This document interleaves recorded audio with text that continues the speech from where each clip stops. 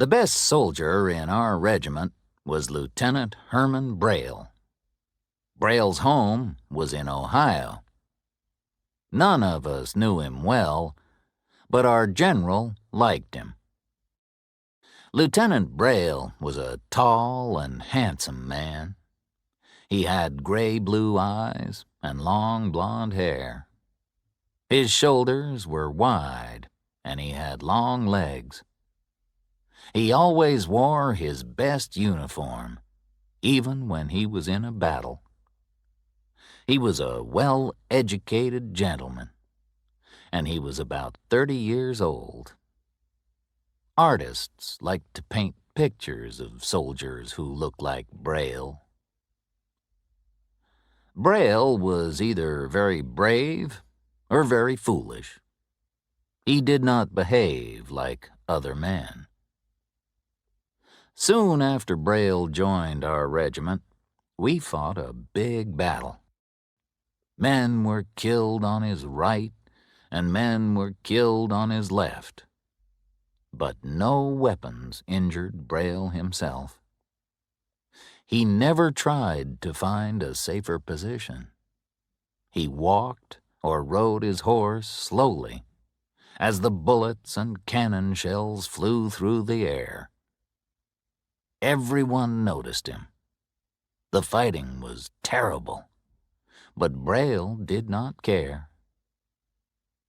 During that battle, the general sent a messenger to Braille. He ordered Braille to take cover. This was unusual. The general had many things to think about during a battle. There was no time to worry about the safety of one man. But the general liked Lieutenant Braille. He saw Braille's foolish behavior, and he did not want him to die. In the next battle, Braille behaved in the same way. He sat on his horse where everyone could see him, including the enemy. Bullets and cannon shells did not touch him.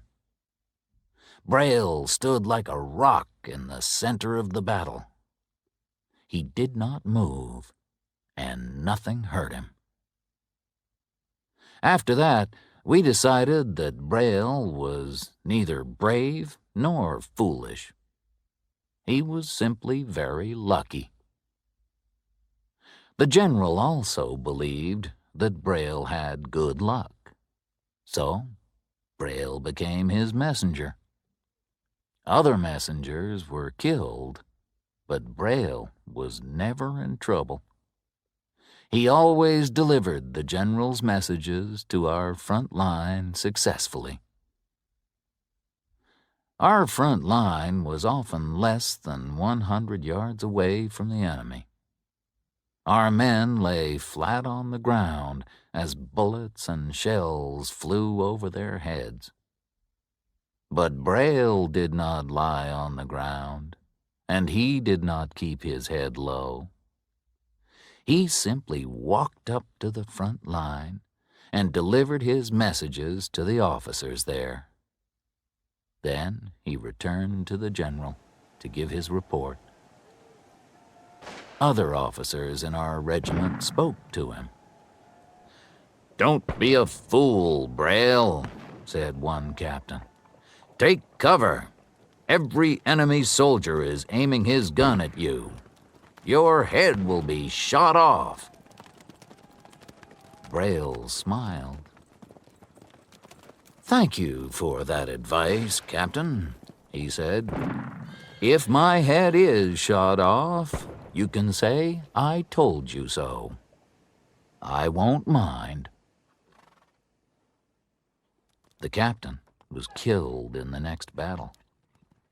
He was hit by many bullets as he stood in a roadway. Braille was on the road, too. He was going to deliver a message.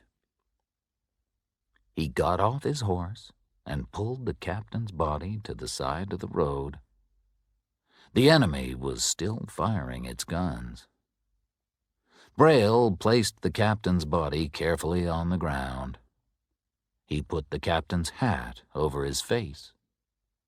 Then he got back on his horse and delivered the message. After that day, everyone liked Lieutenant Braille. Braille was brave and foolish and lucky. We were pleased that he was in our regiment. When he was with us, we felt safe. We wanted his luck too. But Braille could not be lucky forever. He was lucky now, but luck does not last. The regiment reached Resaca in Georgia. There was only one obstacle between us and the state capital, Atlanta. The enemy had built a line of earthworks at Resaca. The Confederates were behind these earthworks. They were going to stop us reaching Atlanta. The earthworks ran through flat, empty ground and along the top of a ridge. There were trees at each end of the flat ground. Our regiment stopped moving forward, and we camped. We knew that we were in a good position. Our picket line was in the shape of a half circle. It went between the two groups of trees. In front of us, there was a big field. The ground was soft and wet and had many stones. It is the kind of rough ground that horses cannot cross easily. The trees were not a problem. They gave us plenty of cover. But we could not move forward easily across the field. There were too many Confederate guns behind the earthworks. We waited for the Confederates to attack us.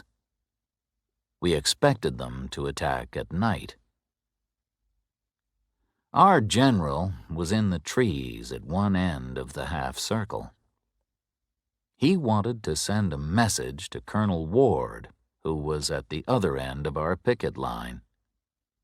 The general spoke to Braille. "Lieutenant, take this message to Colonel Ward," he said. "Tell the colonel to move his men forward. They must get closer to the enemy's earthworks. But his men must stay under cover, and they shouldn't fire their guns unless they can see who is shooting at them. You may leave your horse here." Maybe the general's order was not clear. Lieutenant Braille heard the first part, but he did not listen to the last part. Braille took no notice of the words, "You may leave your horse here." The general wanted Braille to walk through the trees and deliver his message. This would take longer, but it was safer. A straight line is the shortest distance between two places. Braille went the shortest way. He got onto his horse, rode out of the trees, and across the rough field. He rode in front of the enemy's guns.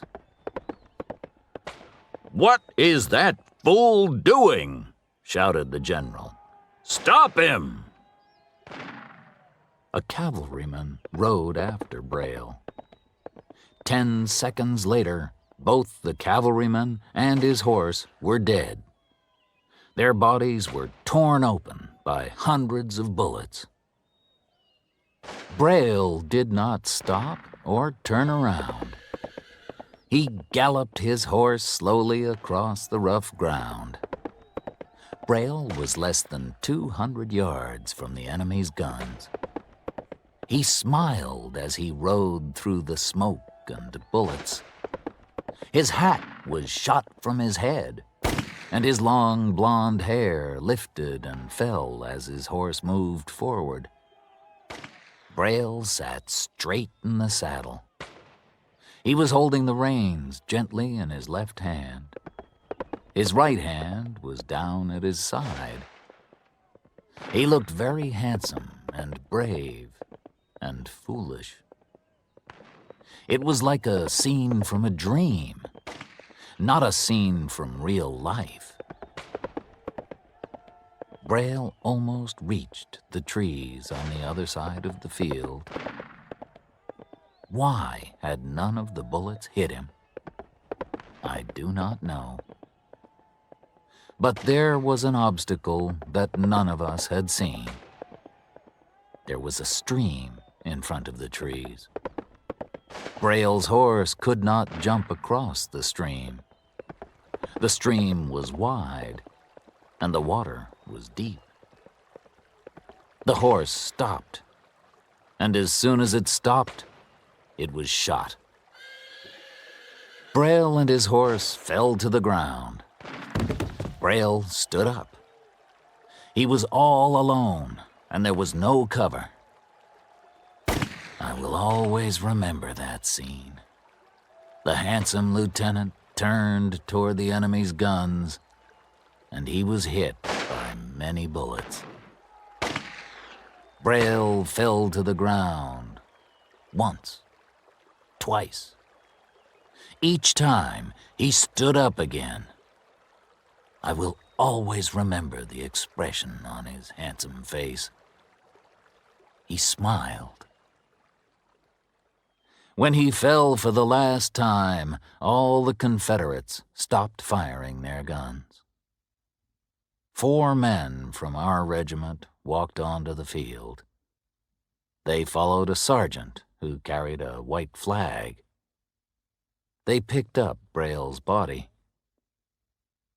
As our soldiers walked back to our picket lines, several Confederate officers walked toward them.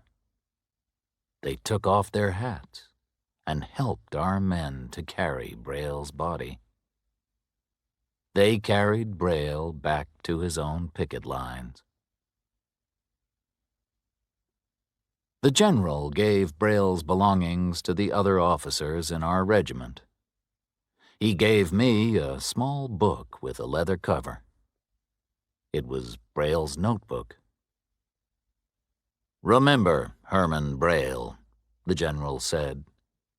"He was foolish, but he was very brave." There was a letter inside the book. It was a love letter. It had been written by a woman called Marion Mendenhall.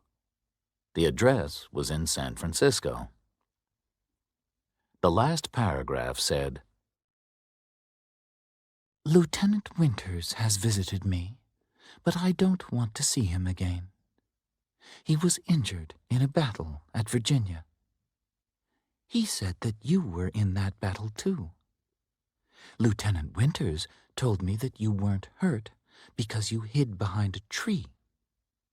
I'll always hate him because he said that. He wants me to think badly of you. I don't believe his words. It's better to hear of a lover's death than his cowardice." A year later, the war ended, and I went to California.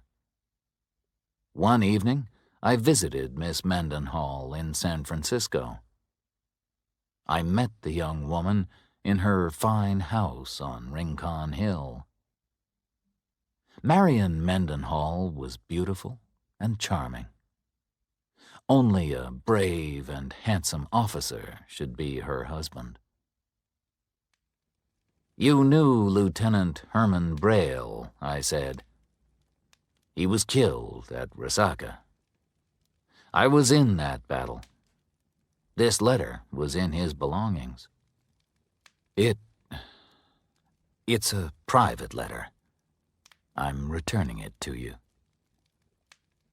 She took the letter, but did not read it. "You're very kind to bring it to me," she said, "but it isn't important." Suddenly, she looked at the letter. and her face became pale. There's a stain on it, she said. Surely this stain isn't... It's not blood, is it? Madam, I said, I'm sorry, but that is the blood of a very brave officer. It was a cold day. A fire was burning in the fireplace.